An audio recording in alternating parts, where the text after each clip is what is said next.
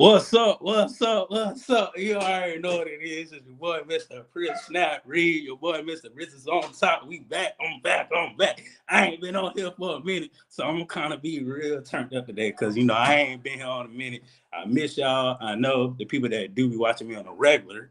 I hope you miss me, man. But, we back with another one. We back with another one. It's championship week this week, man. It's championship week this week, man, and I'm here for it, man. But I can't do the show by myself. You definitely can't do the pre-snap read by myself. I got one of my boys, good boys with me. He been here since I started this thing. I'm talking about that boy from Winston-Salem State. He from North Carolina. He went to FAMU. That boy is a certified Q. I'm talking about that boy, Jerry Goodson. Yes, sir, boy. It's great to be back, my boy. Yes, sir. Yes, sir. Man, what you got going on, Jerry? People like me, people like me here. What you got going on? What you got going on? Hey, man, like I think I told y'all last time, man, I'm the director of compliance at Hampton University now, man. I'm loving it, man, enjoying it. The home by the sea. We're not in the SWAC, not in the MEAC, in the CAA, but we still play a couple MEAC schools here and there. Definitely. And I got a special guest this week, man. This boy hadn't been on a pre-snap read in a minute. In a minute. But I got a lot of catchphrases for this man. He Captain Petty, Sergeant Smoke. A thousand people love him, but a million people hate him. I don't know why, but a million people hate him. He is the first to capitalize on this YouTube HBCU culture. I call him the Huxtables of YouTube because him and his family just be doing everything, going everywhere. I'll talk about your boy, Scotty, all script in this thing. What's going on, everybody? What's up? I was about to hit the bomb. I was like, this ain't my show. This ain't my Scotty, go ahead and hit it. What time? It's true. Yeah, we back at it, man. This is the boys show today. I'm sorry, Robin, but this is the boys show. I bet she wouldn't have no problem. She know how Robin is. I don't care. That's fine. That's fine with me. Yeah, she could be saying all that. Yeah, she's the godmom of my son, so she be like, I talked to her enough times. She be like, that's fine. I'm not mad. But shout out to Robin. Definitely shout out to Robin. She getting all her finals and stuff done this week, so that's why she couldn't be on the show. But y'all pray up for Robin, man. That's a struggle trying to get to finals. Being out there, trying to get the lawyer thing going on. So I know that's a hard thing to do. So definitely pray up for Robin. What's that behind you? Is that a Aladdin? Was it an Aladdin carpet? What you got back there? Come on now. Oh, it's only one thing. I didn't know what that was. I thought he said an Aladdin carpet. I thought it was Aladdin. That's crazy. I said that boy got one of them Pakistan carpets. That boy thought I was an Arabian. Hey, Scotty, it's a whole new world. Hey, boy, I said I didn't see the sword and all that type of stuff. Yeah. I just saw the. Hear ye. Come what we saw. He had a Pakistan. I was like, oh, okay, yeah, Pakistan, stuff. How is Hampton? I heard they real bougie up there. I'm from the Maryland area, so you hear a little something. Yeah. I mean, it's bougie, but it ain't nothing crazy. They cool. They cool people. It's a certain way to do things, but it's definitely good up here. Yeah, and I know you passed that paper bag test. They like them light skins up there. That's what that's why you're the director of compliance, because he done passed that paper bag test. Hey, Scotty Nelson, hold up, come here, Jerry. Yeah, they said your resume get you in the door, okay? But the paper bag test give you the job. Because Scotty, I'm on the birds. It was me. They was like, "Sir, you would." I'm on the birds. Oh no! Try again next year. I'm gonna do them Jamaican bleaching thing, get that Michael Jackson going. But anyway, man, congratulations, man, director of compliance, man. That's the big time stuff, man. That's a big role, man, that's huge, man. So shout out to you, man, for real. Definitely appreciate it, man. Definitely appreciate it. Yeah, Definitely. But let's get talked about some football. First, let me talk about some basketball. I know Compass State girls, they got their first big program win against Arkansas. So big ups to them. Big ups to the basketball team. Arkansas or Arizona? I thought it was Arizona State. Arizona, my bad, not Arkansas. Arizona. See, I'll be messing up. See, that lets you know I ain't been on here in a minute. Wow. Arizona, they got their first big time win against Arizona. So shout out to the girls right there. You know, you got to put them on blast. You got to show them some love for them doing their thing. It was a close one, but they pulled it out. So hey, guys, Scotty, do you see many more of that coming? No. Oh, you talking about from them or from this just for the girls, just in general? Yeah, absolutely. I think there's some talented teams. Grambling, and you know, shout out to Liv for Hoops. You know, she covers all that stuff and she's really good at what she does on Twitter and things like that. So I think, you know, Grambling is a possibility. Howard's team is nasty. They nasty. Norfolk, come on, man, it's Norfolk. You know how they come in. You know, and so it's gonna be I think it's gonna be a lot of upsets, man. I wouldn't be surprised if Alabama A&M pulls off a couple. You know, it ain't that Jackson State team no more because that ain't it. That ain't it. Tamika Reed gone. That ain't it no more. Exactly. That ain't it no more. But overall, man, no, I think it's gonna be a lot of upsets. And honestly, the SWAC and the MEAC do really well with big time programs, or they battle really well. So I'm curious to see what it looks like. Definitely. So, well, back to football. I just want to hit on this topic for this week, man. FAMU. They won their game last week. They won against Alabama A&M 28-20. Jerry, I know this is your old coach. You're gonna kind of start with Alabama A&M, then we're gonna transition to FAMU. How do you feel about, you know, your old ball coach not coaching no more? How, you know, what can you say about that? Man, I mean, it comes to a point, man. He even said this to me when I was playing ball for him. He said, either you're going to win too much and you'll elevate, or you're going to lose too much and they're going to fire you. So, you know, he wins some, you lose some. And I think he'll find a home somewhere else. I don't know if it's going to be in the SWAC. I don't know if it's even going to be Division I, but I know that coach is valued at many different places. Definitely. Scotty, I know you've been kind of not on the bandwagon of Bama A&M, but, you know, how you feel about them boys, man? Listen, man, I know people think it's personal what kind of man are with me, but it's not. It's just I have an expectation. Like, if you're getting paid $300,000 and you're getting paid to win SWAC games and you're not doing that, why are you here? Like, it's very plain and simple for me. And why are we drawing this out? Why are we continue to keep hitting our head against the wall, expecting you to break through when you're not beating any of the big dogs? I could understand if you beat FAM every other year, if you would have beat TC in his first year. I could be like, okay, all right, kind of, you know, that can. You've never, like, bro, since Akil Glass in the spring, you have never beat Jackson.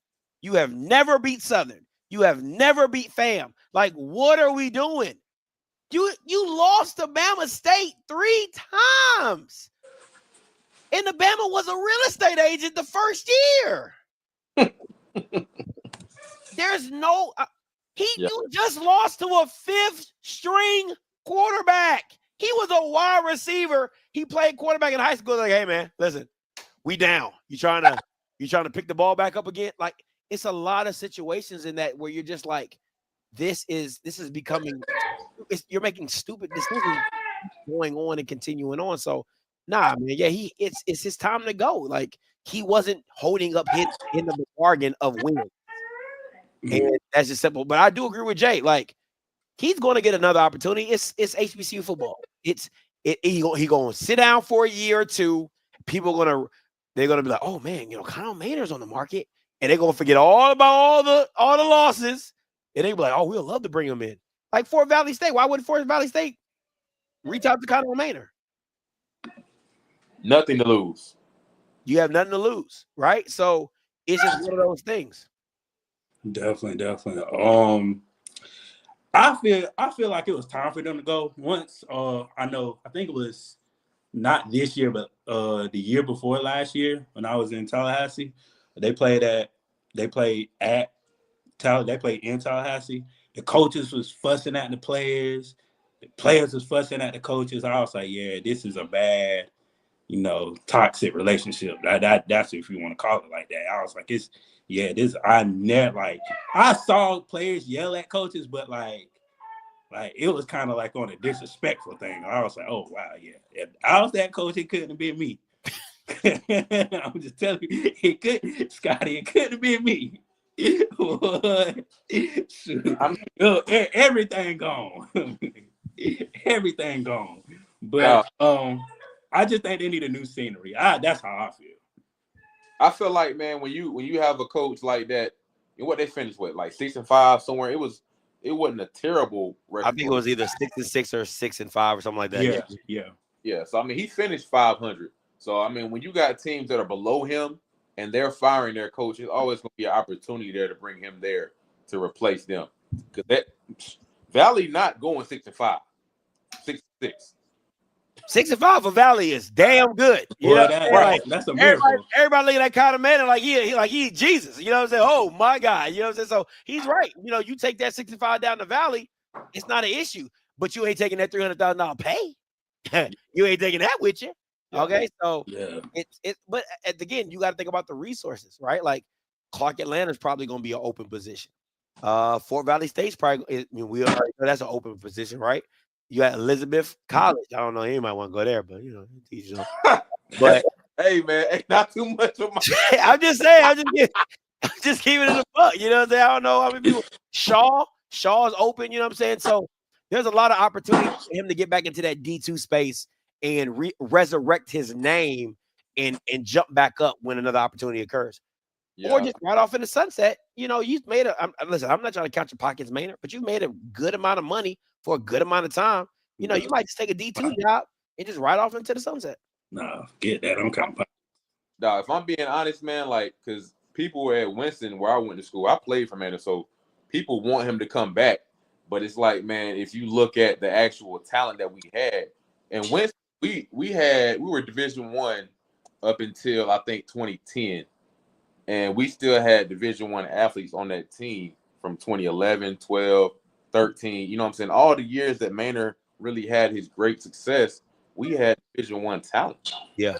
You know what I'm saying? So he's a great coach, but all of those wins were not based on coaching. He got great coaches, great players. So of course you're gonna win 14 games a year. Yeah. So if he went back to Winston now, or Mississippi Valley, he went to Elizabeth City, it's not gonna be the same type of production. Especially with the portal. Especially with the portal, any of your superstar players that have a breakout year, they gone. You already got to get in that mindset of how am I going to replace this player? You know what I'm saying? So it's different. Like what Jay saying, them years that he was there, you could make the jump, you know what I'm saying? But you wouldn't have to sit out a year, but no kid would be making that jump like they are now. I mean, you could lose your whole team in the portal, real talk. Mm-hmm. No, my starting quarterback came from Alabama, dog. So I mean, like, we won't play with no scrubs. Are you serious? Yo, Phil Sims, Alabama, Virginia. Wow. Yeah. Wow. So, Wow. Yeah, so but the cookie crumbles some type of way, man. I think he'll find a place. I think he'll find a place. We just don't know when or where, but I think he'll find a place, and when he do, we're definitely gonna talk about it. But let's go back to this FAMU side. They lost the Valley. Everybody's pissed. The OC left, which kind of made a lot of people happy because some of the stuff he was calling was outrageous. You step up another person. He kind of does better as an OC, but the defense is still lacking. Like, the defense doesn't look like the FAMU defense that everybody's used to. Everybody used to the dark cloud defense, the defense that will bring their lunch pail in their hard hat and make people earn their first down. Like, you really have to earn it every time you step on the field. And this season, it came so easy to other teams to get a first down. It's like, where was the defense at all? Were they awake? Were they still asleep? Like, were they still in Olean's eating some good food? Like, where were they? So, like, where do you go from here as far as like coaching, as far as just atmosphere as far as culture. Because to me, there's no culture at FAMU football right now. It's a whole bunch of individuals. I feel like it because that's what I see on the field. It's certain people that has that meshed together, but it's certain individuals that just kind of, you can tell it's okay. They just play individual ball. But I also think, man, that's getting to become the nature of the game because everybody's coming in through the transfer portal. So what actual time do you have to develop a chemistry and a culture with your program? You bring in 30, 40 guys in, it's coming from schools across the country. You know what I'm saying? So I don't really know. I get what you're saying, but I think that's a universal issue. I think that Cozy kind of did what Paho State did that first year, was anti-Deion. And I feel like Cozy did a lot of anti-Willie of just what got them there. Right now, do I believe he had to change some of the culture of just from what I was told? Like, it was some wild times at FAM. It was some wild players. Like, and a lot of the superstar players or the really good players were the biggest headaches. And I don't think Cozy is the type of coach that can handle and manage all those type of personalities like Willie was. You know, Willie was the big dog. And it's like, you bark up the wrong tree, you're not going to like what you get. And I think nobody was afraid of Cozy like that. And he didn't prove himself like that. So I think he waited too long to make the decision for OC. I think he should have been moved on. I think he had a co-OC, should have made Henry Burris the OC. Milton Patterson, I think he just went completely against what Smitty had done scheme-wise. Like, the stuff that had worked, he wasn't running it. And a lot of your guys are man-to-man corners, and you're constantly playing zone. Come on, man. Like, what are we doing? It just didn't make any sense to me. So for me, I mean, I think Milton should be gone as well. I think they need to get a new DC, keep Burris, and Cozy has to figure out a way to keep it together, to keep the ship together, to play the best players, because Jeremiah Pruitt should have been on the field. Yeah. And little things like that. And I think they'll be okay. But year 2 for Cozy is a hot seat. You can't tell me it's not. Especially losing the Valley, to lose the streak. Oh, yes, sir. You're on the hot seat. And people are like, oh, Scotty, it's year 2. So I don't give a damn. You're on the hot seat. And because what happened, you can't lose the Valley twice. It's not even that. It's he's lucky that A&M was the last game.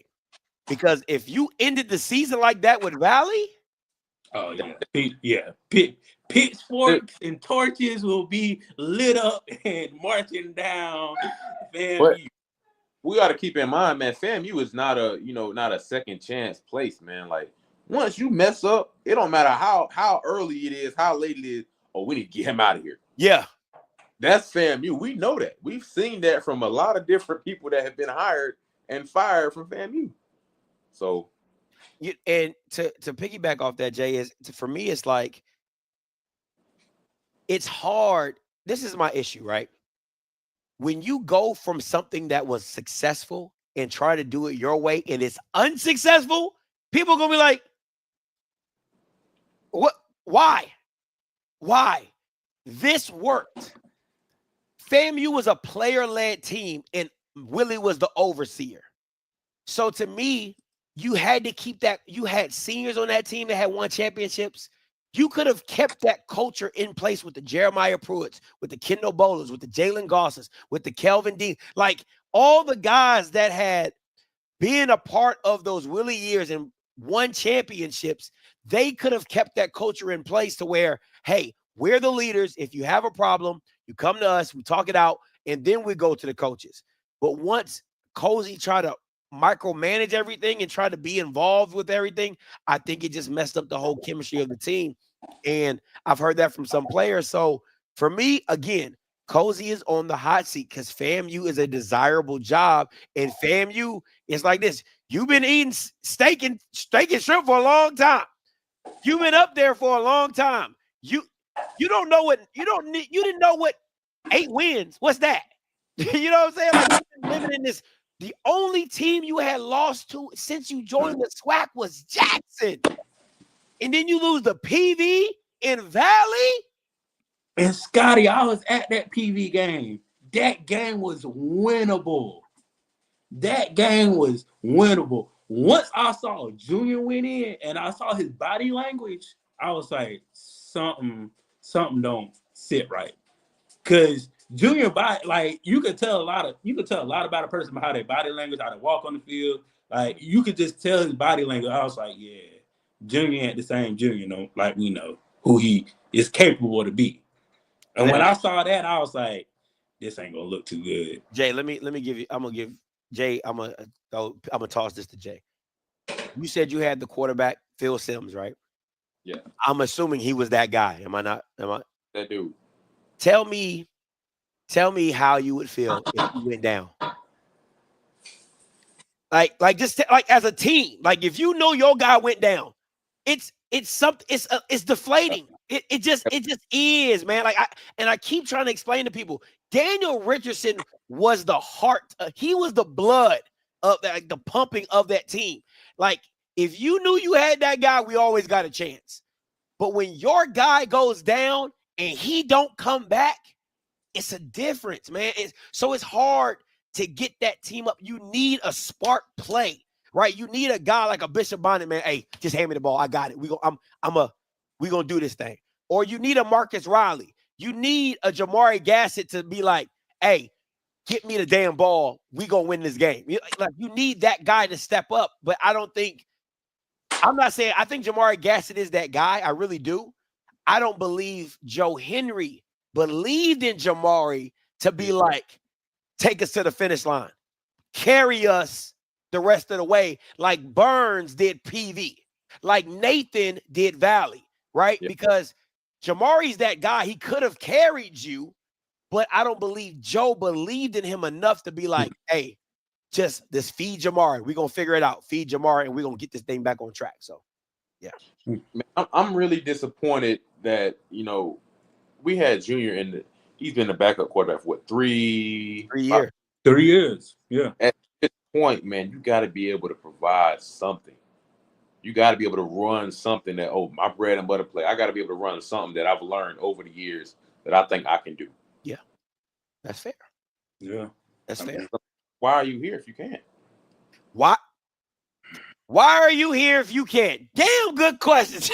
That's a damn good. Why are you here if you can't? And from where he was as a freshman to where he is now, because I liked him when he came into that OBC game and finished out the last quarter. I was like, oh man, I like this kid. Yeah, but he don't look the same. Yeah, he don't look the same. Yeah, I don't know if he wasn't repped enough in practice. I don't want to put the blame on him. I don't know what happened. I don't know if he was repped enough in practice or if he lost his confidence. I think he lost his confidence, yeah. Huh? I think he lost his confidence. Maybe so. Because like I'm telling you, like the year the swagger didn't seem the same to him.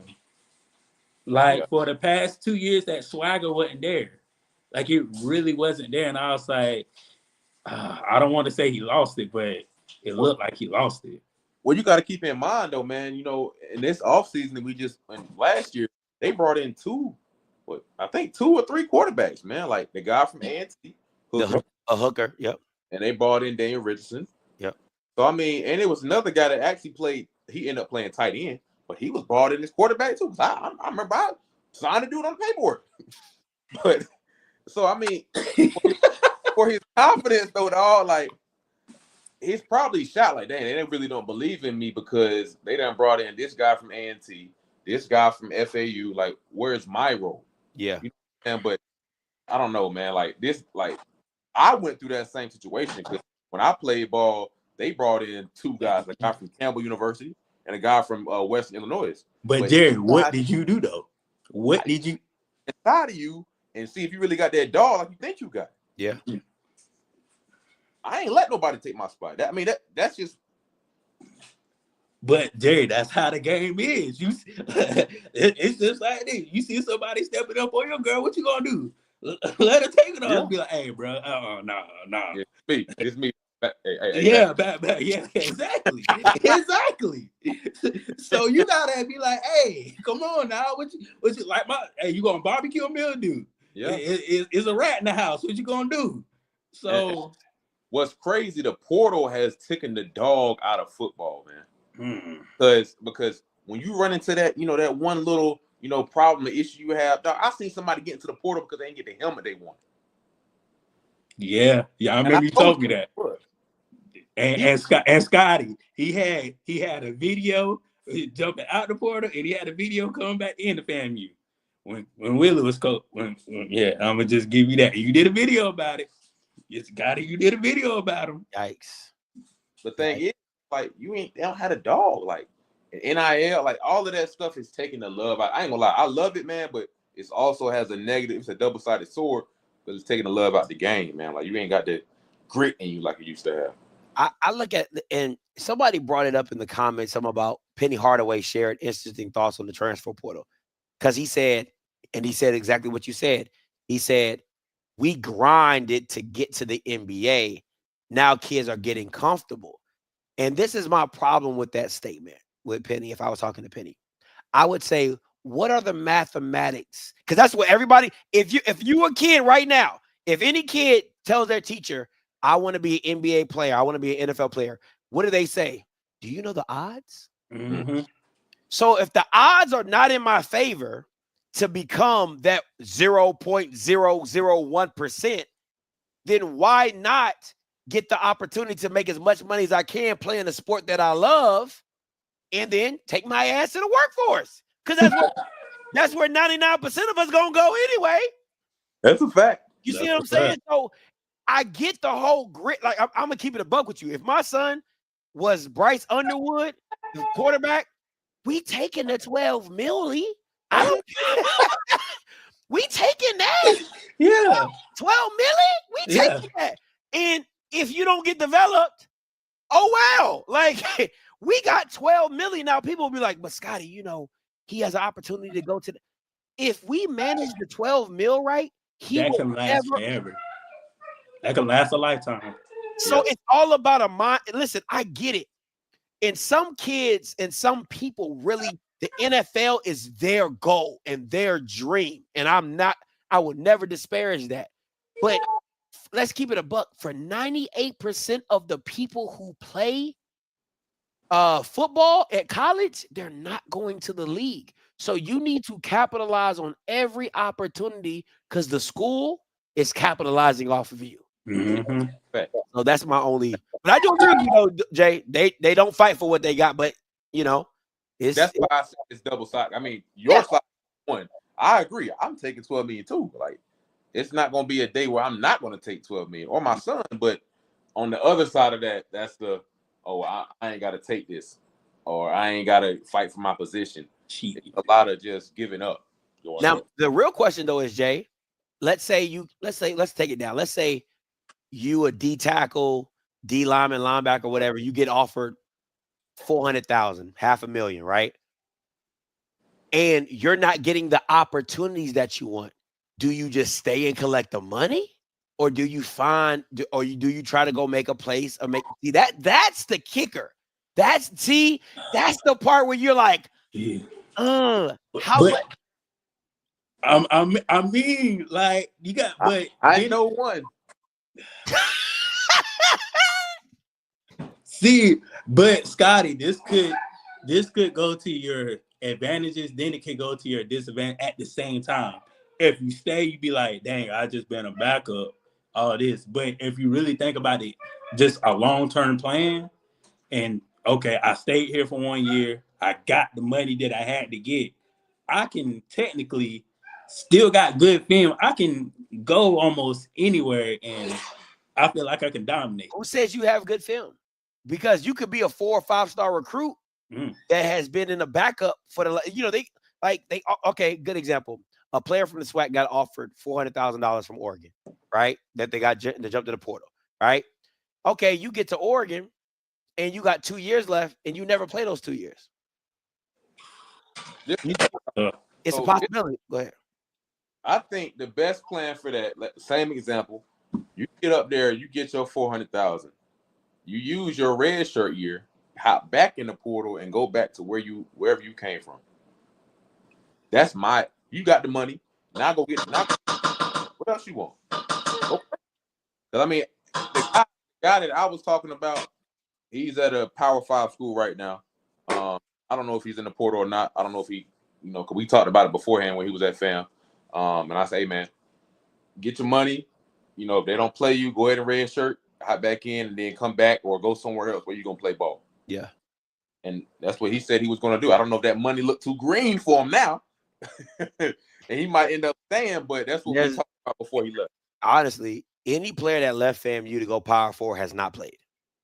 And that's tough. And that's just tough. That's Geno Hunt and that's the linebacker, like the two ones that I know for sure. And I don't know about Dunn. I haven't really done research on Dunn to see where he's at, but I know Hunt didn't play, and I hope and Hunt's the one that hurts me the most. Because to me, if he stays at FAM another year, he's getting a East-West Shrine Bowl invite.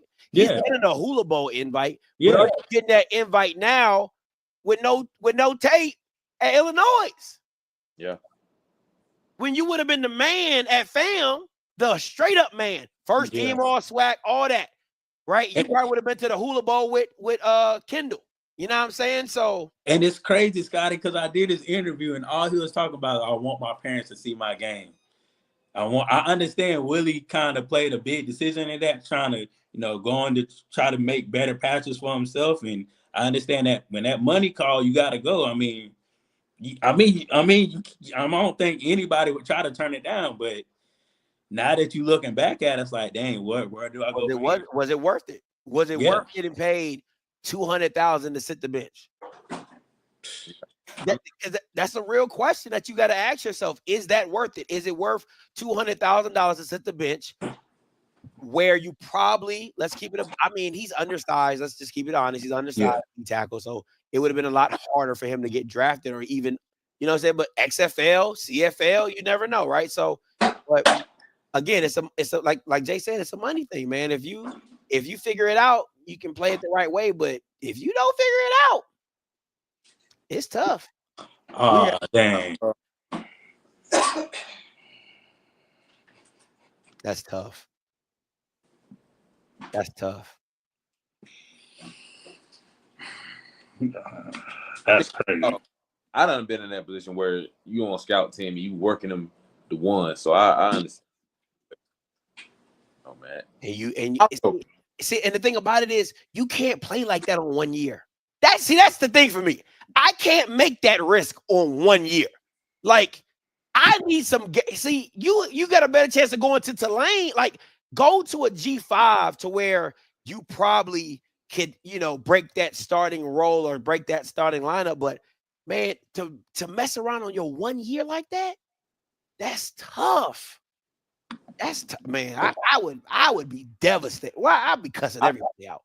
I'm telling you, he can get that year back because of red shirt. All I gotta say is you better bring your ass back to FAMU if you got a chance. Hey, how Prince do? Come on back. What Malcolm X said? Yeah, my boy's starving. Yeah, go get him. He needs to eat. So good, right? Nah, I agree. He's easily an FCS All-American. He stays at FAM. He's an FCS All-American because that D-line was ass. Yeah, straight ass. Yeah. Because single-handedly, I mean, he's a good athlete for the SWAC. He would have clogged up that middle easily. Him and James would have played well off each other. Yeah, they would have played really well off each other because the D ends, I couldn't even tell you their names. They were so irrelevant. I ain't even gonna hold you. that Anthony Dunn portal, he hurt us. Yeah, Dunn was like that. He was cold. That boy cold. Yeah. And Nick and Bishop called me that the year he went off. Nick called me and Bishop, he's like, Scotty. And I don't know if you ever heard Bishop talk. He's so Florida. He be like, man, we got a jet. He Scotty, I'm telling you, that jet cold. I'm like, who you talking about? That boy, that jet Anthony Dunn. Oh, that jet, he cold. I was like, what? And then Nick called me a couple days later. He's like, Scotty, I'm telling you, Anthony Dunn. He gonna be he hit, and they was not lying. That kid was the freaking truth. So, it hits different, man. But again, this year for FAMU, I know we trying to move on, but this year for FAMU, that D line got to get addressed. It got to get addressed. Man, if they had Anthony Dunn, Jim Hunt, and Amari last name. Talking about the linebacker that left? He went to Colorado. Colorado. Oh no, you talking about the D lineman Kamari. Oh yeah, he was cold. Stevens, Yeah. Kamari Stevens. Kamari Stevens, that's the name. We had all of them. Run it back. Back to back. Run it Back to back. Run it back. championships. Yeah, run it back. Yeah. Back to back. That portal gets you now. Shoot. Heck yeah, man. But since it's almost the end of the year, you know, SWAC championship coming around, I got my final rankings for the HBCU, man. I ain't gonna lie, Scotty. I thought about the strength of schedule. Jay, I thought about wins and losses. I really thought about player for player, like what's going on. And, you know, this is what I came up with. I don't know. I really ain't too, you know, it's not too shabby, you know, but this is what I came up with. Do y'all disagree? Do y'all feel like one should be higher than another? Do y'all feel like, just talk to me? I'm kind of stuck at 4 and 5. Where I don't know. Yeah, I would put NCCU above FAM. That's just me personally. Okay. I think. Well, I mean, FAMU did beat South Carolina State. NCCU did lose to them, so that's why I only put them at number 4. Yeah, I'm Jay like hell no. Come on. That Valley loss. That Valley loss hurt him. That Valley loss sting. Yeah. I would put Bama over Southern. I think they're a better team. Okay. But yeah, that's it. I get Jay on that FAMU NCCU one. I do understand it. But what's up? What you got, Jay? They lost 5 times. Yeah, I feel like Alabama and Miami. Like, goddamn, like how they get above it NCCU with that one? But go ahead. I'm sorry. Yeah, I think you've been a little biased, though. I mean, just because I love FAM. I went there, worked there, all of that. But to rank them, higher than Central, and Central lost to South Carolina State at a developed South Carolina State team. We played South Carolina State early on. They haven't developed chemistry. They were really kind of getting just to the coaching staff. Like, what was that, game 2, game 3? So, I mean, that's I think it was 2. I think it was game 2. Yeah, man. That team is a whole different team than what the team we're going to see play in the Celebration Bowl. I can guarantee you that. Probably different players starting everything. Could be right, definitely. The only reason I think the only reason why I think because that South Carolina State win. That's probably my only reason that I put them at 4 and not 5, because I was debating. I was like, but NCCU lost to them, like, But then again, that Mississippi Valley State did kind of like, yeah. Who else did you lose to? Miami, Troy, Jackson State, Valley, and Valley. You said PV? Yeah, they lost to PV. And PV. Yeah. Oh wow. Yeah, PV. Yeah. Yeah, I definitely got dropped them. Yeah. Okay. Yeah. I agree with Jerry. I would flop those, and then after that, I'll leave it. But I do think Tennessee State should be number 1 team. The way they played Montana, man, that was an amazing game, man. Absolutely amazing. Yeah, definitely. I don't think anybody stands a chance with that team. And it's crazy because, like, when I look at other things, I'm like, why is Tennessee State not number 1? They have a stronger schedule than anybody in HBCU. Like, their schedule is crazy. Like, put Jackson State with their schedule. See if they really come out with 9 wins. Just like, even fans, South Carolina State. Think about it. 2 of those wins were in conference. I mean, no. Think about it. They had the D3 school or whoever, Savannah. It was not one Savannah State. It was like a Lincoln or something like that. They played them. They lost to Grambling. Yeah. They played Southern out of conference. So that's 2 out of conference games right there. Southern and the low level, they played ULM. And of course they lost to ULM. They lost to Grambling. And then the rest was SWAC games. That's it. Yeah. Hey, I might be biased on my one change. I'm out to make 2, man. Got them 8 boys coming in at number 9. That's not bad. Oh, Hampton got to go above Alcorn. Oh, Alcorn was ass. Yes. Oh, they was ass. The way they got Molly Wop down at Jackson at home. Come on. Yeah, I rock with you on that one. We lost to what team was that? Rhode Island, double overtime. They was number 14 in the nation. Woo! 6. I'll see. I give you that. No, I I definitely. give you. I give you that. I put Hampton above Morgan because they only lost to Morgan By By a couple points. Yeah, Yeah. I mean, if you want to, put them on the Morgan, that makes sense because Morgan beat Hampton. 5 cents. Yeah, that's why. Yeah. But Okay. yeah, I mean, yeah, Hampton had a great run this year. Yeah. Yeah, they did. I know Malcolm was in the portal though, but and you talking about the quarterback? Zealous is in the portal. Chris. Yeah. I put him in yesterday. Well, 2 days. Yeah. So that's my I like that. I do. I agree with that. Jay. Definitely. So, but you know, I don't really like them rankings, but like that's my personal opinion. You know what I'm saying? Because I know he would be going back and forth. I think we really need to have a committee and like really talk about who goes where when we do these rankings instead of like, you know, what you think about that, Scotty? A committee with who? I don't know. You know, Rocky and a couple other people. And don't put me in no committee, man, because you know people say I don't want to listen to the rankings just because. Oh, Scotty, but it's us. It ain't like we just picking some Joe Smo. You know what I'm saying? I'm telling you this: if I'm in a committee, Jack State getting the lowest. However low I can put him, I'm putting him that low. So don't put me. I feel like that movie on Be Cool. Don't give me no gun. Because I'm putting them that as low as possible. Trust me when I tell you. Bro, Jackson State fans they be talking reckless. Yeah, they do, bro. But I ain't gonna lie, Sam, you be talking reckless too. But we know how to control our reckless talking. That's the thing. We know when to be quiet. We know when to talk. Yeah. They just talk. He said we know how to control our talking.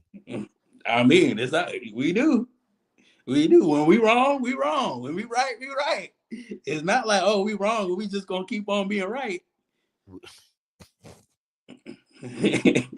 I'm just giving it a buck. What's that called? Two wrongs don't make it right. Yeah. Well, Jackson State, 2 wrongs do make it right for them. That's funny. It's true. But yeah, I have to give it up to one of our sponsors. Scott, we got a sponsor. Yeah, our only sponsor. Just to be honest with you, hey, our first sponsor. You got one like me. I already got one. It's true, but I'm gonna let y'all watch this video, man. This is a cool video. She working hard to get some product out to the family people. Make sure you go and buy and go like her stuff, man, and also subscribe to her Instagram page, man. Here we go.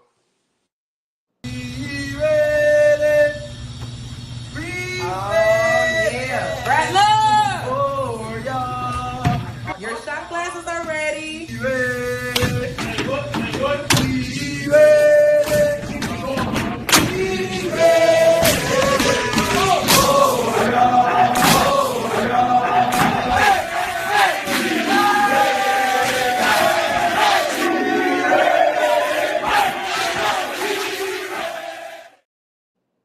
Scott, it's the house.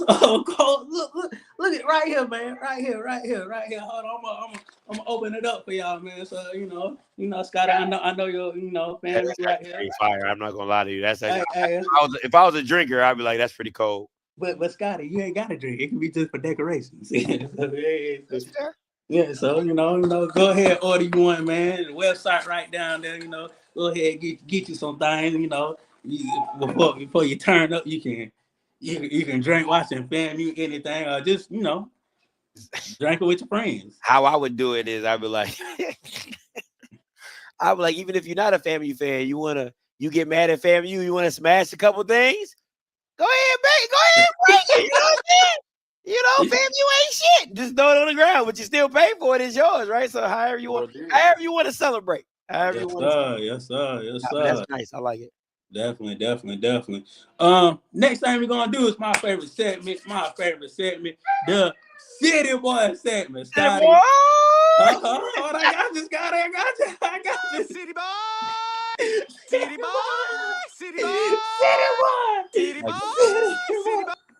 And guess what? It's the City Boys of the Year fatherless. It is the fatherless. We are here. It's not been a winner yet, but it's the City Boy Finals. It's still a little bit more games to be played as far as the championship and the Celebration Bowl. But hey, it's the City Boys of the year, Scotty. I think you already know kind of the rules of the City Boy. You get in for free, VIP access, all drinks, Scotty, all drinks on the club owner, all drinks on City Boys Finest. Shoot, all drinks on me.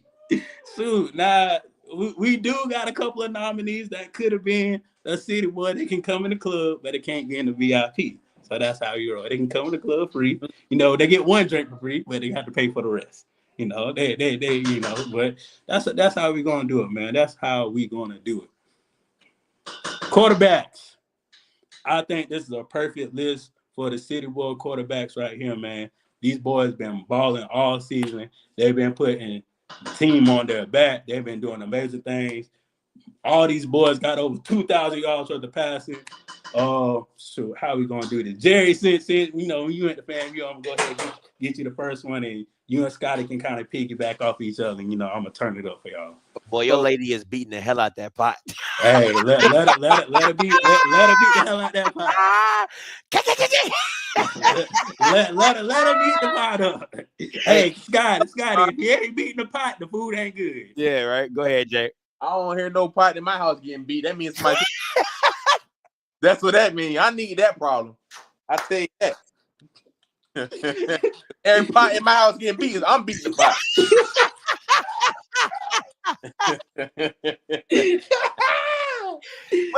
What's she making, Bridges? What's she making?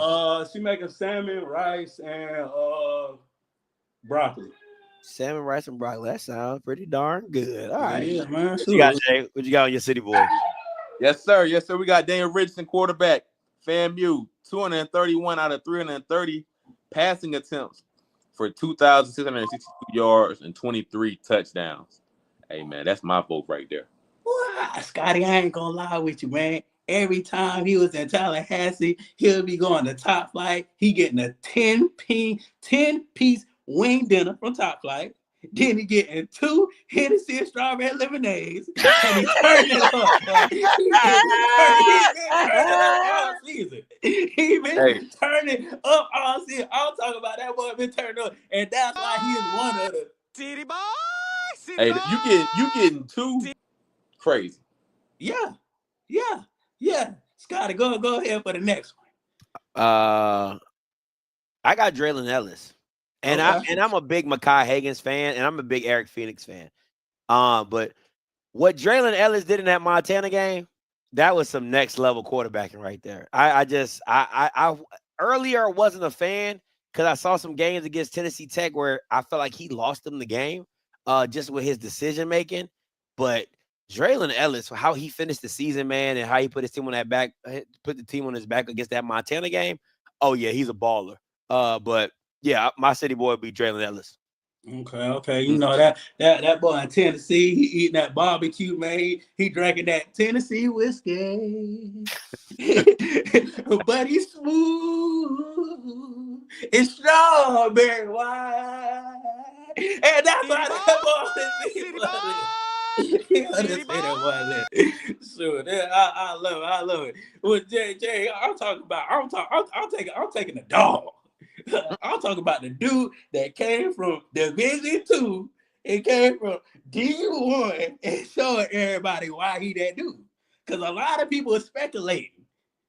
Talking about, I don't think that's going to add up. He came from Benedict, BC, you know, from my school. But then he went to South Carolina State and balled out and showed out. 171 to 263. 2,469 yards and 20 touchdowns. And he had one of the truck sticks of the year for a quarterback. Oh, yeah, that was put crazy. on Pat McAfee. Yeah, that was crazy. That boy, Jared, in your language, that boy is a dog. Yeah. Yeah, he cold. Eric Phoenix is that man. guy. The only reason I didn't go with Ellis, I think it's more of a stat watching reason, which may not be a good reason. But he threw the ball, about 85, 86 more times than Rich, and had the same amount of touchdowns. So I'm kind of on the fence with that. That's why I didn't go with Ellis. But I was fair. You add another 100, y'all, 100 attempts. Them touchdowns could be about in the 30s. You know what I'm saying? If you add another, you know what I'm saying? I get you. Definitely. And we can't leave this last boy off the list. He literally made UAPB irrelevant. Fact. To be honest with you, because like we wasn't thinking about them in the beginning of the season until we heard this boy name, Malik. Man, I was talking about 175 for 328. He only had one receiver, so I'm pretty sure they were double covering him half the time. So that's probably why his stats looking like that. But 16 touchdowns. But he literally carried this team on their back and made them look decent. It made UAPB look decent this year. Like, I know a couple of teams were kind of scared playing this team, but shoot, that's why I had to put him on there, because he literally carried the team on his back. Yeah. I mean, for him, I think he kind of changed, the trajectory of that program, man. He's done a lot for that team. I hope he stays, but that's the type of guy that you think he's going to be out of there. He in the portal right now. He's in the portal right now. He in the portal, yeah. That's the type of guy. You got a player profile. You fit the template, my brother. Mm-hmm. That's true. Yeah, he out of there. But this is my thing, Jerry. This is my thing, Jerry and Scotty. Like, once you pass that 200,000 yard mark in the SWAT, like 200,000. I mean, not 200, 2,000. That boy threw to Jerusalem. Reel that back in. 2,000 yard mark. My bad. Reel that back in. 2,000 yard mark in the SWAT. Oh man, I'm sorry. Where and you have stats that's good. Where do you go from there? Do you stay at your school? I mean, you would stay at your school if you're winning, but like if you in a situation like I don't know what next year gonna look like, would you stay or would you go? All right, so a quarterback coach told me a 2,000 yard passer is like the floor for a good quarterback. Right. Like if you're supposed to throw for 2,000 yards. It's like, because what he told me, he's like, it's 200 yards a game. If you play 10 games, 200 yards a game, that's like the baseline for a good quarterback. So 2,000 doesn't really raise any eyebrows to me. Like that's why the 3,000 is like, okay, right? Like, and Daniel Richardson could have had 3,000 yards just based off of what he did in the season and stuff like that, and what the OC did not do.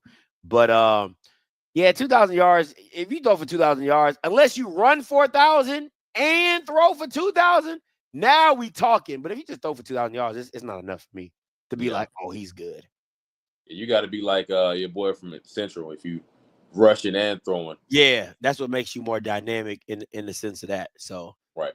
Yeah. But what happened to your boy? I don't know, man. That dog might have came and got him. He was over there waddling that crate now. He got tired of it. Oh man. Man.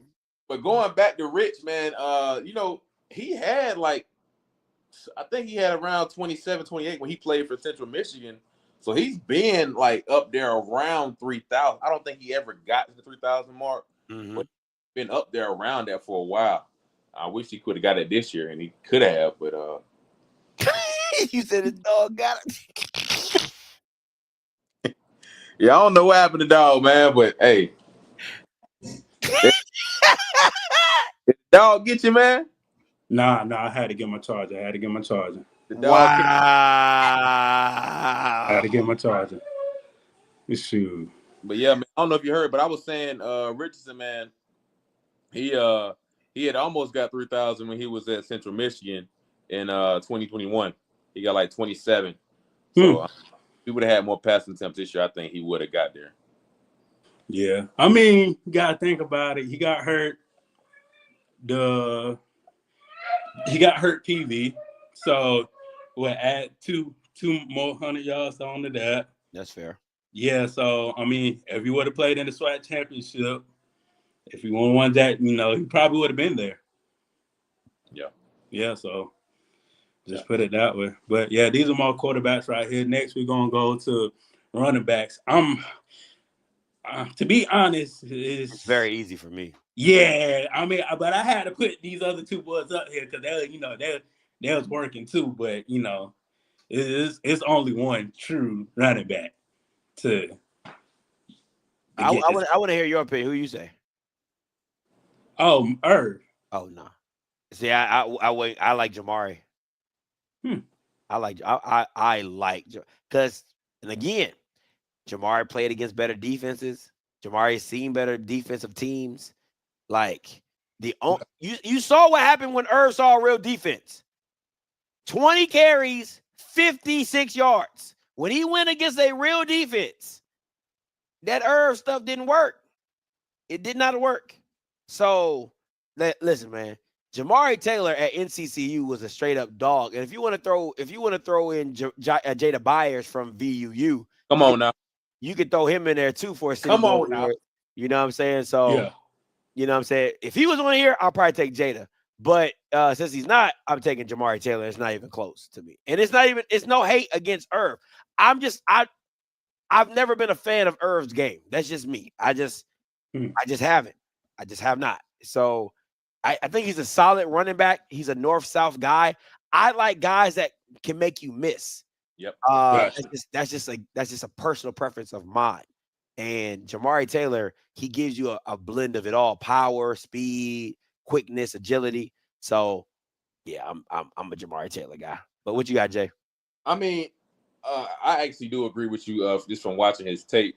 But the positive side from a north-south guy, man, most of those guys are real patient when it comes to finding a hole. They're going to be straight to the point. A lot of times the downside to a shifty guy, he might try to make a guy miss and run around the backfield, get tackled 10 yards back. We didn't see that from, Jamari that much, but that's just, different spectrums of a running back. I like the guy from Delaware State too, but I do think he had way more opportunities than Irv had, and he, didn't have that much more. I don't know, man. I think I know I said Jamari, but I think I'm gonna go with Irv. I think I'm gonna go with Irv. Yeah. But like you said, man, if Jada Byers is on here, I'm going Byers because he's been a 1,900 yard back 2 years bro. Crazy. Yeah. They're gonna have to retire that Bama number for real. Got to, and he's still playing ball right now. Yeah. He in the playoffs. So yeah, man, they trying to make that Winston State run. I see that. Definitely. Next, we're going to go to the receivers. Definitely we're going to go to receivers. Scotty, you're a former receiver. Which one you got? Listen, everybody knows I love me some Caden High. I love me some Caden. I've been on the bandwagon for a long time with Caden High.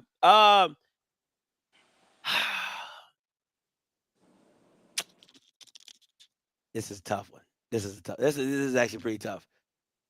I'm taking Caden. Now, Giovanni, this is why Giovanni's special because he's 6'3". He can run. He's a big guy. He's not a very great hands catcher. That's if you watch his tape, he's a body catcher. He's a body catcher. And he doesn't play above the rim. I don't like 6'3" guys who cannot play above the rim. That bothers me. So that's why he's out. And Nathan and Caden are kind of the same player, but I just and Nathan to me is more explosive than Caden, but it's just something about Caden.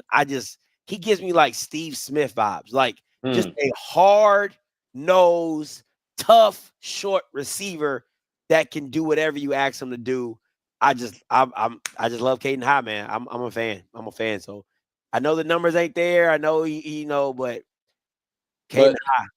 The thing about him, though, man, they don't run the offense enough for him to have the numbers that these other two guys have. But Jerry, the thing about South Carolina State is they got 3 receivers that can go and that's unheard of to have. I know I can throw to this receiver. I know I can throw to this receiver, and I know I got a receiver in the slot that can beat all their one-on-one matchups. So whoever beat the one-on-one matchup first, that's who I'm throwing it to. Yeah. That's the only thing about South Carolina State. Yeah. I think the real question when you're putting all this is who can carry an offense. And if that's the question, I'll probably have to go with Nathan. If the because think about it, UAPB and Valley are both, these guys had to carry their teams. You see what I'm saying? Like Caden never had to carry his team because he had the other guys. He had the running back. He had the wide receivers, right? Okay. Nathan and Giovanni had to carry. There was nobody else. Right. You're right. Guys, you know what I'm saying? You're So right. if you're asking who now, if that's the question, because I think the better receiver to me is Caden. But if you're asking me who can carry a team, like it'll be Nathan. I think Nathan can carry his team. I mean, he's coming from, UAPB, dog. So he's kind of like that. He kind of reminded me of it's going to sound a crazy comparison, but the Calvin Johnson in Detroit type of carrying of the offense. Yeah. Like, it wasn't nobody else out there, man. And that's why his numbers are so stacked. 70 receptions. Like, he's it looks 12 touchdowns. Yeah. That's crazy. Like that's some next level. Yeah. Crazy. Yeah, that's my vote. I mean, and didn't Caden he transferred too, right? This is his first year. Yeah, he came from Benedict with him. Yeah. Benedict had Division I players on their team. Yeah. Yeah. So we all know they should have been D1. They just, sometimes you just don't get the grades, or sometimes you just don't get looked at. Granted, man, I ain't gonna lie. A lot of these better Division II programs can compete with they would beat some of the worst teams in the SWAC. I agree. 100% agree. Like Virginia State, Virginia Union, they beating at least 3 to 4 teams. I ain't gonna hold you. Yeah. That team's solid, man. But yeah, I'm going Giovanni. That's my vote. Yeah. I'm going with Caden. Just the pure fact of, there was praying on your downfall coming from a D2 and you came to Division I and, balled out. I mean, I feel like he could have balled out more if he was like probably the only receiver, but you got 2 other dogs with you at South Carolina State. So like, and you still have a productive season. You almost got 1,000 yards with almost less catches than everybody else. That's fair. Like, think about that now. That's like beating your matchup for real and getting yards after the catch. Yeah. So that's why he my number one for me. Yeah. Yeah. I mean, I get it. But to me, man, when you're the only guy, it's different. It's scheme different. Yeah, I agree with you. It's just scheme different. Like for Giovanni, he had to go against. I know he had to see double teams every week. I know he had to see double teams. And Caden High has never had to see a double team. Probably never had to see a double team all year because you can't. Because if you double team him in the slot, number 6 is gonna run past you on the outside. It's just how it is. And if you bracket him, then you take somebody out of the run box. Like so, it's a lot of things that you can't do with Caden High, and that's why I said if somebody had to carry a team, then you got to go with the first 2 guys. You know what I'm saying? Because Caden High at this point hasn't shown us he can carry a team. He's a big piece of a team, but Nathan and Giovanni carried their teams. Yeah, man. I mean, to me, man, after week 3, week 4, he's probably getting double team every week. Easily. Yeah. So to get those numbers and still getting double teamed and getting, the safety that's going to be over top on you all the time, I got to give it to him. Yeah. Now, this goes back to the conversation that we had earlier. Do you lead a SWAC and get that check and see what happens? Or who we talking about? Giovanni or Giovanni? If I'm Giovanni, like my height and my speed is group of 5 power 4 talent. I gotta go because I'm just too good to stay in the SWAC. He really is. Now, again, goes back to what Jay says. Do you get the opportunities? No matter how big and tall and fast you are, if you don't get the opportunities to show it, it's pointless, right? Like how Alabama State, Keyshawn Johnson went to Western Kentucky and he played. Yeah. You know what I'm saying? He's just that guy. He played, right? So it's figuring that out. I think my comp for Giovanni Gibson was Keon Coleman. He reminds me a lot of him, but he just doesn't play above the rim like Keon does. That was my biggest issue with him, but he reminds me a lot of Keon Coleman. But yeah, I mean, Nathan, to me, he has to be in a system that really fits him. And kind of like how Kevin Conception from North Carolina State, like he got to be that type of if he goes to North Carolina. Thank you, God. If I'm Nathan, I'm looking at North Carolina State. Because if you can do that with that guy, you can damn sure do it with me. Damn sure do exactly what that boy Kevin be doing. It's the same thing you can do with Nathan. Exactly the same thing. So that's my little 2 cents. And for me, the top two, I'll probably think about hitting out. The bottom one, I'm staying. I think South Carolina State everybody going to run. Yeah. I'll stay at South Carolina State because they play enough Division I teams to get that look. So like it's like you can make it. You like that's more. I feel like that's more acceptable to be in that MEAC area and you playing like at least 4 Division I teams and you can get that film out there regardless. Yeah. Yeah. I think Giovanni can go, like you said, G5 team like a 2-lane, something smaller. Yeah. Something smaller. Yeah. Where he's going to definitely get that opportunity. Yeah. Definitely. And these are my balls of the year. I feel like they should be shouted out for, what they got going on. We got Jamar Gassick, we got Carter at South Carolina State, we got Walker, quarterback for North Carolina Central, we got King for Norfolk, we got, D from Bama A&M, and we got that boy Justin Brown-Smith from South Carolina State. I feel like they should be on here. They did it. They did a pretty good job. They did a pretty good job this season. So we talked about it once or twice. On this podcast, and definitely Scotty, you talked about a couple of these people on your show. I'm so great. Like they got 3 receivers over 500 yards at South Carolina. That's crazy. That's what I'm saying, Scotty. Like when you the quarterback, like for me, Scotty, to have a team like that, like everybody has to buy in. Like it's like especially for the receivers, like you cannot complain because once you start complaining, that's what starts the toxic, and now we playing me ball instead of we ball. Yeah, I think the only time I've ever seen that is when DT had 3. He either had 2 or 3 1,000-yard receivers. That was crazy.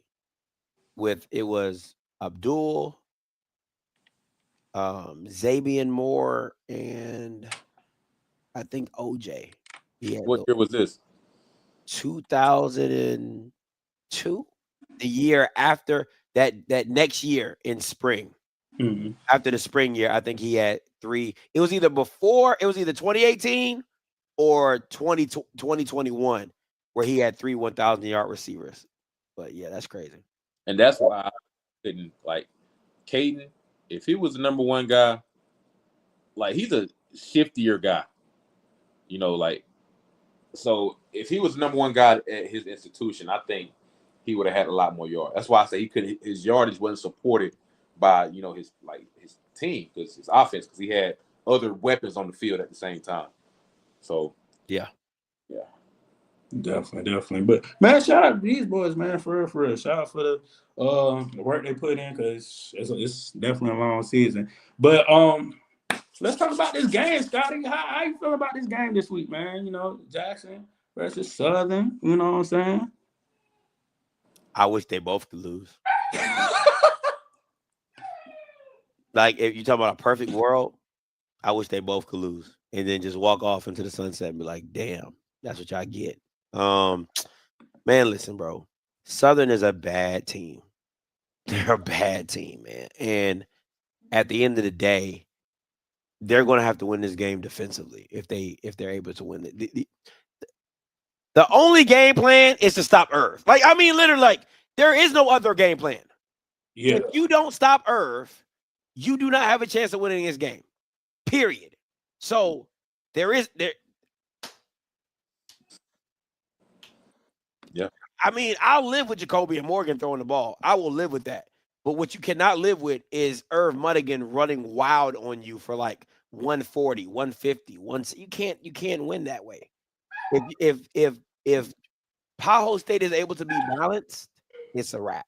It's a wrap. So, and for Tahoe State, it's just do what you've been doing. I mean, Southern is a very one-dimensional team. They don't really have a good passing offense. They want to run the ball. They're kind of the same team, if I'm being honest. I think Southern's the worst.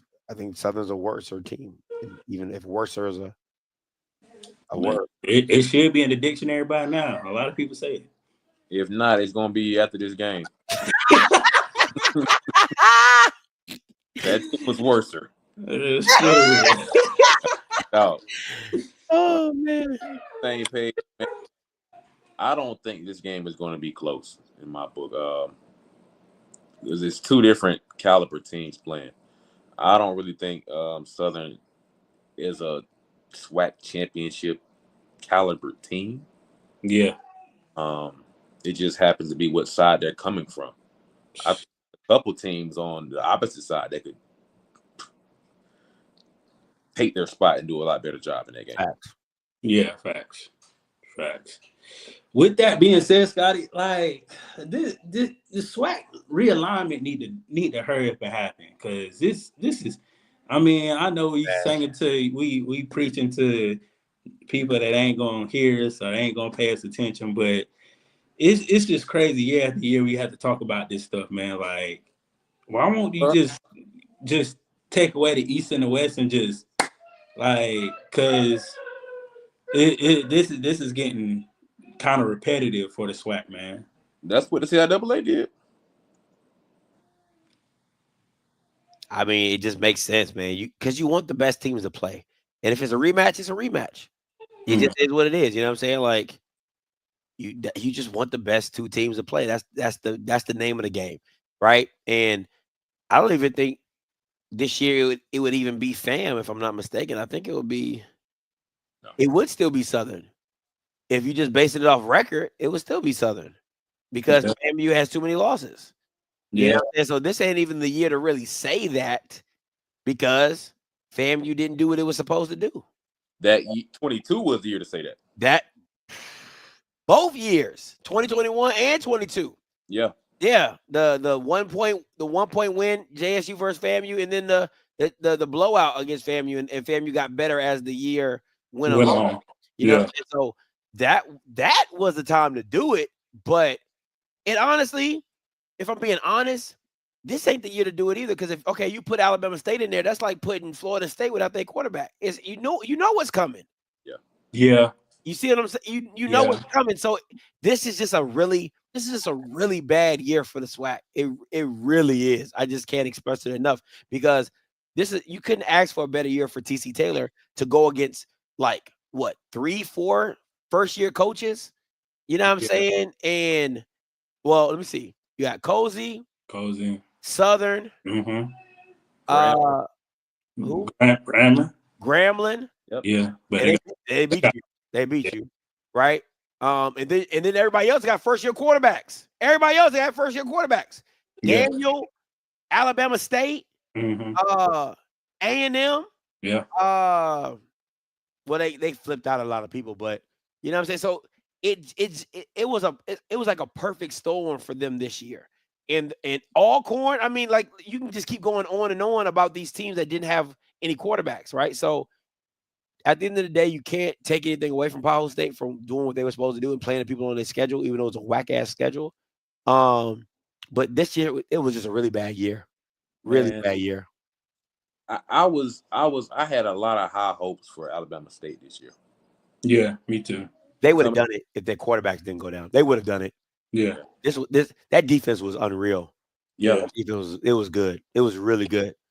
But Scotty, I know you Andrew Body. You know him personally, and you're a big fan of him. What do you do now? Like, As which, Andrew? yeah, because like you came to Bama State, you supposed to be the guy. Then they brought another quarterback in. One from what coaches thinking, because that's what we saw, Andrew's going to be the running quarterback, and you're going to be the passing quarterback. So you see that firsthand. Do you hop back in the portal? Like, what do you do?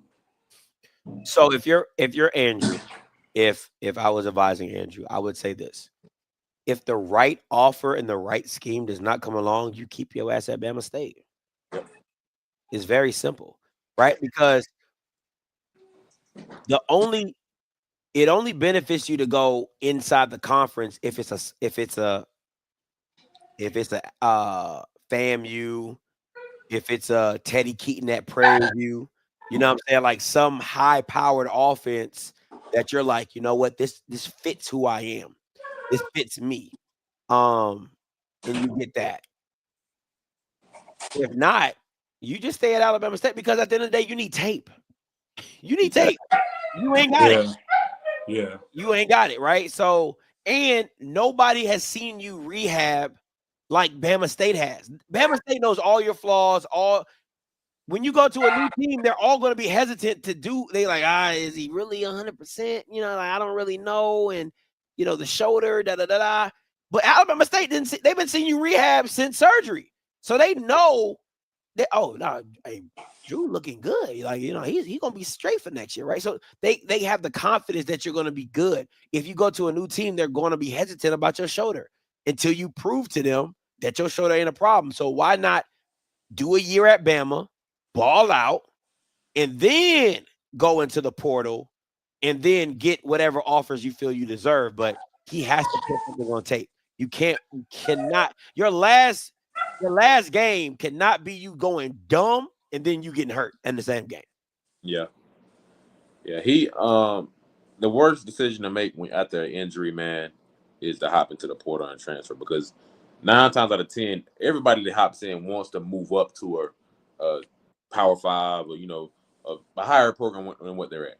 They don't want to go to a worse program. Like anytime you hop in the portal after an injury, you're probably going to wind up at a school that's not as good as yours. I mean, that's honestly like going back to FAMU. We did a lot of recruiting off of names, like the name, whatever school you went to, instead of the player. And a lot of those were Power 5 guys. You know, the UCFs. You know, the other schools like that. But these players had been hurt, so we don't really have film on them. They were just going off what the school they went to. So that'd be kind of the same situation with Andrew Body. He would probably go to a school that is not as good as Alabama State. Or he can go up to Norfolk with Michael Vick.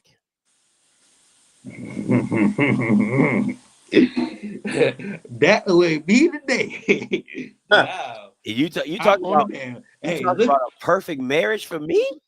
Wow. Scotty, look at me. That will be the day I'll hop on the bandwagon. I'm sorry, FAMU.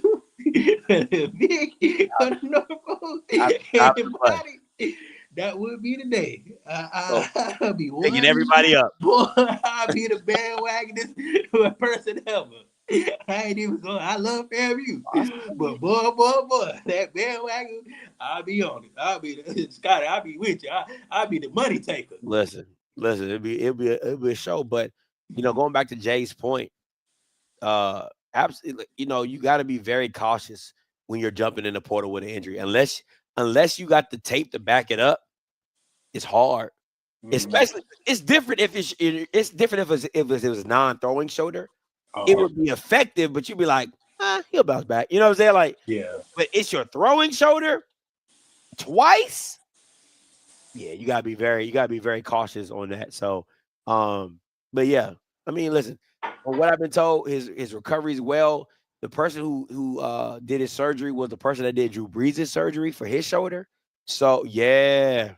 What kind I got going on over there? Yeah. So like Alabama State did it right. Alabama State did it right. I'm gonna have to talk to some people over there and talk about, boy, that's some NFL work you got down with. Nah, they said it's legit, like Bionic Man shoulder type thing. You know what I'm saying? They probably put say, boy, we about to call him Robo Arm now. Shoot, he starts Cyborg. Cyborg. Shoot, boy. It was it Jax with the two. Yeah. It's true. Yeah. But so hey, was it the same injury in 23? Yeah, literally. Wow. So what had happened was, from what I was told, was the doctor at Texas Southern didn't do it right. Oh, that's why it got re-injured. So what happened is there's a new so they use like these, from what I was told, is that he was supposed to have 4 anchor points in his shoulder. He only had 3. That was red flag number 1. And then they use this old technology that nobody uses anymore. So what happened is the doctor who did Drew Brees' surgery, they used titanium. Titanium anchors, which are smaller and more lightweight. So they put 6 anchors, 6 titanium anchors in his shoulder. And now the doctor said that junk is good as new. Boy, that boy about to be called Black Panther. He got vibranium in his shoulder. Wakanda forever. So what's up with your body? It's cool, man. That's like a lawsuit to me, man. Yeah, what?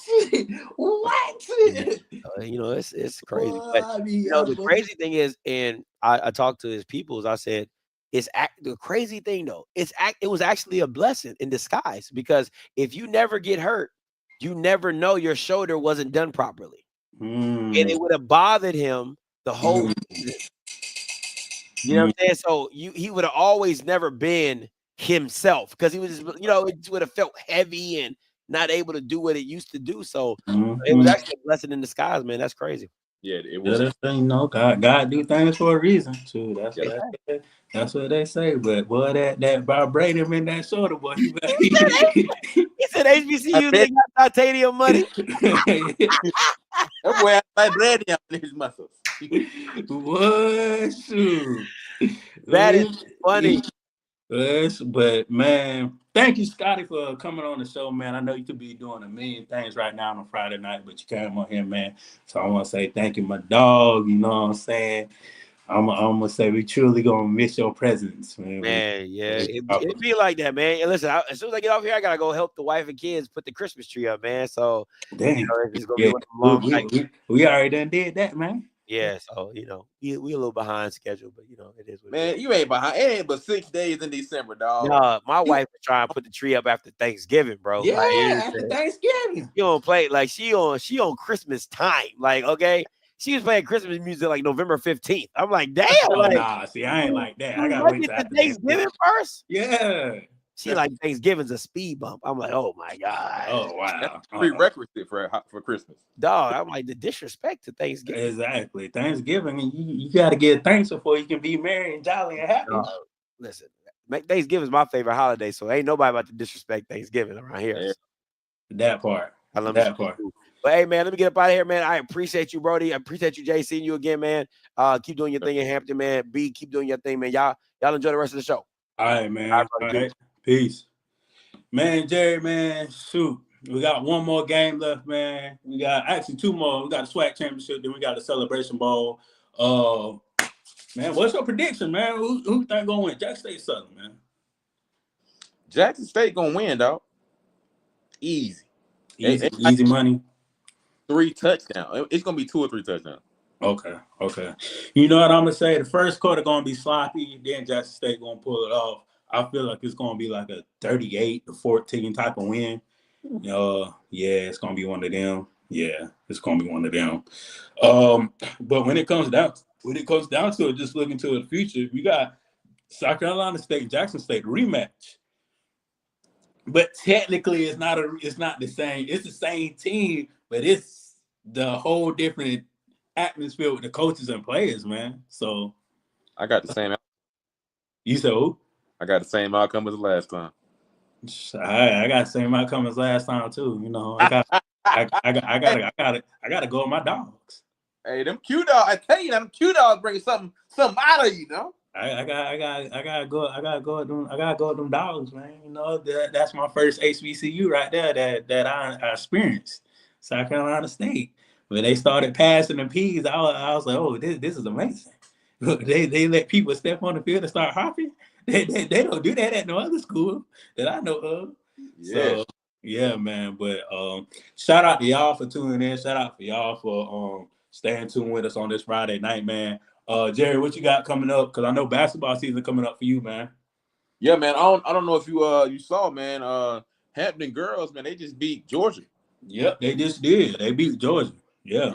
We looking to have a great year in basketball. We got 2 new head coaches. One just came from Georgetown. I forgot where the women's coach came from, but they got a great season ahead of them, man. We got a couple games coming up.